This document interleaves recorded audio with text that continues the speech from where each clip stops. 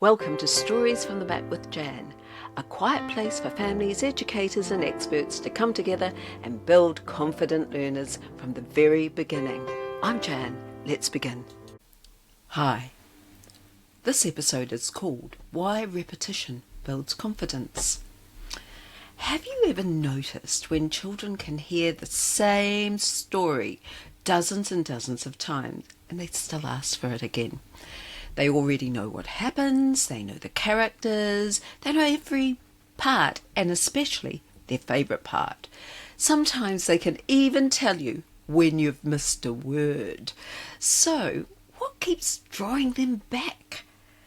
Today, I'd like to explore why repetition matters, and why familiarity can help children learn, and why confidence often grows in places that feel safe and familiar.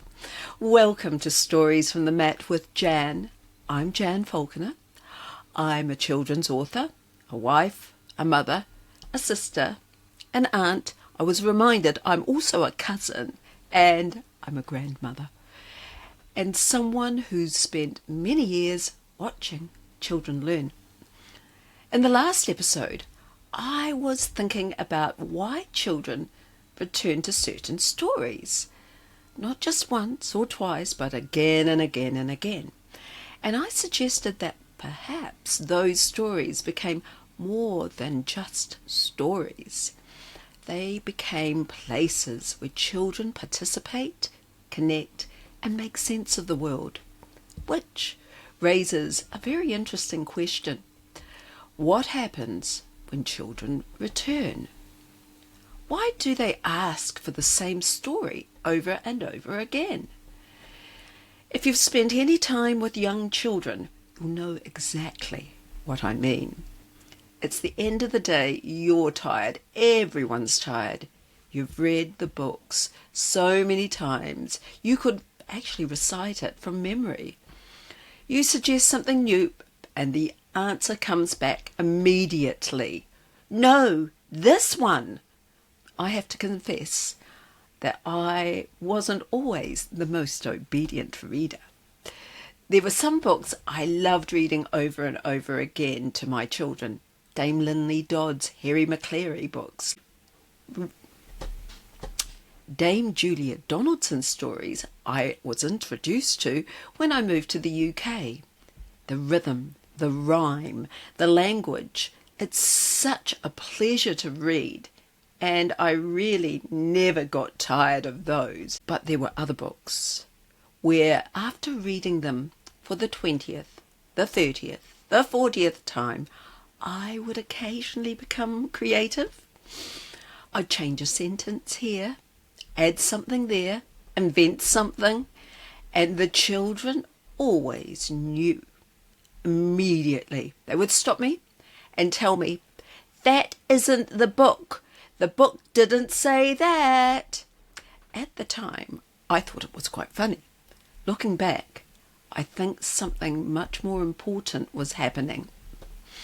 The children knew the story, not roughly, not approximately. They knew it, word for word. They knew what came next. They knew when something was missing. They knew when something didn't belong. And perhaps that's one of the reasons repetition matters so much, because children aren't simply hearing the same story being repeated, they're doing something with it.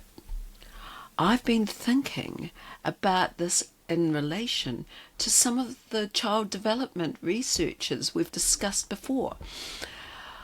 We've spoken about Kathy Hirsh-Pasek and her work on how children learn.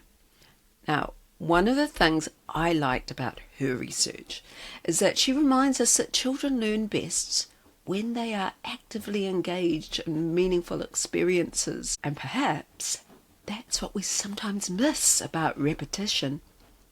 We assume children are passively listening to the same story. But that isn't what I see happening. What I see is a child becoming more involved each time they return. And when you watch closely, you can see the process unfolding. The first time, they're simply listening. Then they are recognizing familiar words and events. Then they start anticipating what comes next. Then they begin joining in. And before long, they've reached the point where they almost know the whole story and could recite it by themselves. They know it so well that they can correct the adult if something changes. They're not passive learning. This is active participation. And I think that's very important. Because when we look at repetition through that lens, it starts to look very different. The child isn't stuck. The child is growing. The story stays the same. The child doesn't. Every return allows them to bring a little more understanding, a little more language, and a little more confidence to the experience. Nearly 100 years ago, the Russian psychologist Lev Vygotsky was exploring how children learn through interaction with other people. One of his most influential ideas was that children can often do more with support than they can do independently. What fascinates me is that work was from the 1920s and 1930s, and it still feels remarkably relevant today. When I think about reading with a child, I can see exactly what he means. At first, the adult carries the story. The adult explains, points things out, shows things, answers questions, provides a rhythm and structure. Then over time, the child begins to take on more of that role themselves. They make predictions. They recognize patterns, remember language, connect with ideas, and often, without anybody noticing, quite when it happened, they become more confident. What they do with support today, they may well be able to do independently tomorrow. Stories allow us to watch that process happen. That reminds me of Jerome Bruner, another developmental psychologist whose work has influenced how we think about children and learning. Bruner believed that stories help organize experience and make sense of the world. And perhaps that's another reason repetition matters. The story doesn't simply become familiar. The child begins to understand it more deeply. Characters make more sense. Motivations become clearer. Connections become stronger. The child isn't returning to exactly the same experience because they aren't the same child that they were the last time they heard it. And then there is confidence. We've spoken throughout this series about confidence. Not confidence as praise, not confidence as performance, but confidence as a feeling that says, I can do this. I wonder whether repetition is one of the quiet ways confidence grows, because every time a child recognizes a word, predicts a phrase, or remembers what comes next, they experience success. Not dramatic success, a small success. But small successes matter. They accumulate, and over time, they create a powerful feeling. I know this. I understand this. I can do this. And perhaps that's how confidence often grows, quietly, almost unnoticed at first, when a child knows what comes next, they are not being bored. They are becoming capable. And perhaps that's why children return to stories. Not because they need more entertainment, not because they've run out of either other things to do. Oh, no, no, no. But because familiarity gives them a safe place to stretch, a safe place to practice, a safe place to grow.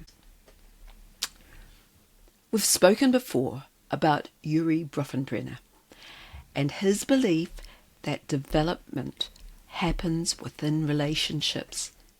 When I think about bedtime stories, I think he would have recognised exactly what's happening there. A trusted adult, a familiar story, a shared experience, language, connection, learning, all happening together. What looks like a simple bedtime routine is often much, much more than that. It's a relationship. It's a learning experience, and perhaps it's one of the reasons these moments stay with us long after the books themselves have been put back on the shelf. So perhaps when a child asks for that same story again and again, we don't need to worry that they are going backwards. No, perhaps they're doing exactly what they need to do, deepening their understanding, strengthening their language, building their confidence, and discovering one familiar page at a time that they are capable. This is Stories from the Mat with Jan, a quiet place to think, notice, and begin.